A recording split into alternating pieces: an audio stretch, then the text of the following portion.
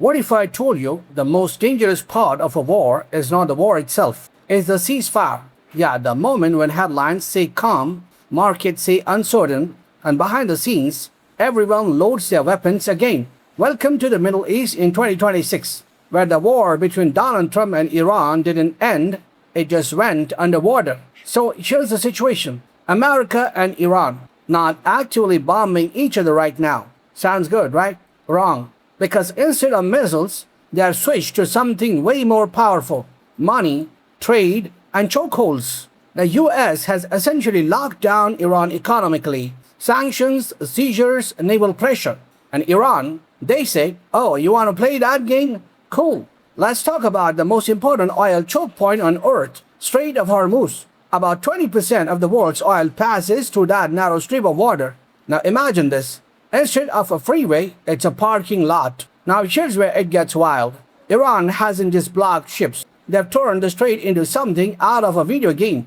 200 plus high-speed boats, shoulder-fired missiles, naval mines, guerrilla-style naval warfare. Basically, it's like if Fast and Furious and Call of Duty had a baby and that baby controlled global oil supply. And sure as a kicker, even the US Navy, one of the most powerful forces in the world, they are struggling because traditional warships are built for big battles, not for swarms of tiny attack boats, hidden sea mines, hit and run tactics. This is what Iran's elite force, the Islamic Revolutionary Guard Corps, specializes in.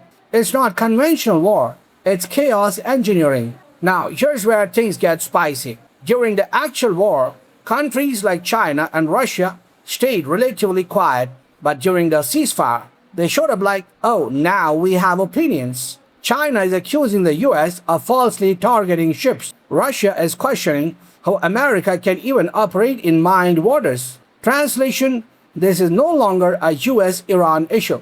This is turning into a global power chess match. Meanwhile, Europe is freaking out. Countries like Germany and France don't care who wins. They just want oil. Because when oil stops flowing, economies don't slow down, they break. Now, let's talk about the moment things escalated. The US seized ships it claimed were linked to Iran. Iran responded by capturing multiple cargo vessels, not military ships, commercial ships.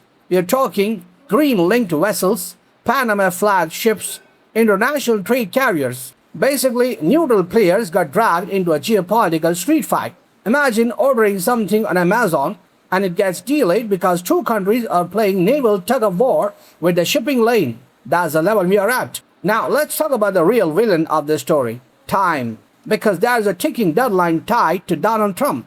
Under US law, military actions without Congress approval, they've got a 60-day clock. That deadline is approaching fast. If it expires, Congress gets involved. Political pressure explodes. Strategy could completely change. At the same time, oil prices are rising, markets are shaking, and central banks are sweating. Because if the strait stays blocked, we are not talking about expensive gas, we are talking about a global energy crisis. But wait, it gets deeper. Because this isn't just about oil, it's about what currency that oil is sold in. For decades, oil was priced in US dollar. That's why the dollar dominates the war. But now, China is pushing oil trade in the yuan. If Iran starts selling oil in yuan instead of dollars, that's not just an economic shift, that's a power shift. And suddenly, this ceasefire looks less like peace and more like a financial battlefield. So let's answer the big question. Is a ceasefire more dangerous than war? In this case, yes. Because during war, lines are clear, enemies are defined, actions are direct. But during a ceasefire, everyone is repositioning, proxy actions increase, economic warfare intensifies, more countries get involved. It's like pausing a fight, but both sides use the pause to grab bigger weapons. So, what's next? 3 possible scenarios. 1. De-escalation.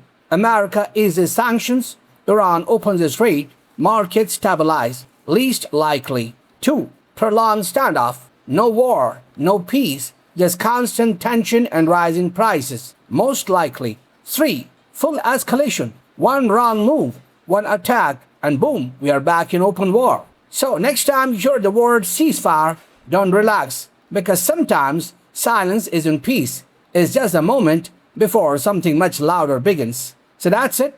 If you found this breakdown helpful, hit like, subscribe, and share. Because understanding geopolitics today isn't optional anymore, it's survival.